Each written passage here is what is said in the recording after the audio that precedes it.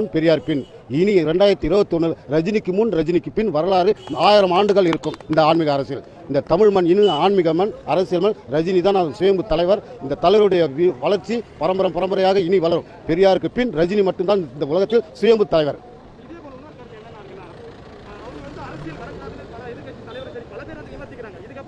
அரசியல் அவர் வரக்கூடாதுன்னு சொல்லுவர் எல்லோருமே. ரஜினி நல்லவர்.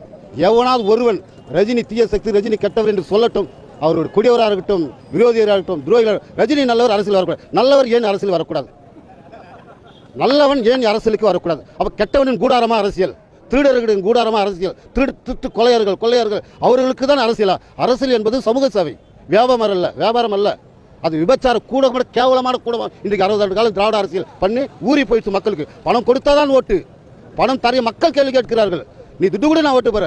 இந்த அரசியல் சிஸ்டத்தை அடி வேரோடு வெறுத்தல் ஒரே ஆள் ரஜினியால் மட்டும்தான் முடியும். அவரை விட்டால் இந்த தமிழகத்தை காப்பாற்ற ஆண்டவனால முடியாது. இது சத்தியம் சார், இது சத்தியம். இதுதான் கடைசி. எங்களுக்கு ஒன்றும் தேவையில்லை. என் தலைவர் சொன்ன வழி குடும்பத்தை பார்த்துக்கிறேன், மண்டாட்டு பிள்ளை பார்த்துக்கிறேன். எந்த ரஜினி எனக்கு எந்த உதவியும் செய்ய வேணாம்.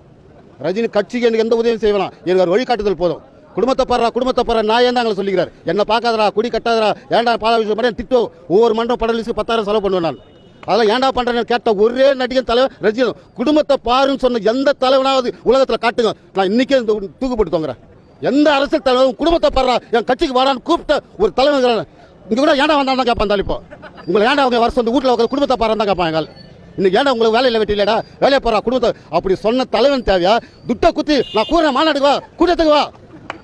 அவன் அரசியல் தலைவனா? மக்கள் சிந்திக்கணும். இப்படிப்பட்ட ஒரு தலைவன் கடைசி தலைவன் இவன் தான்.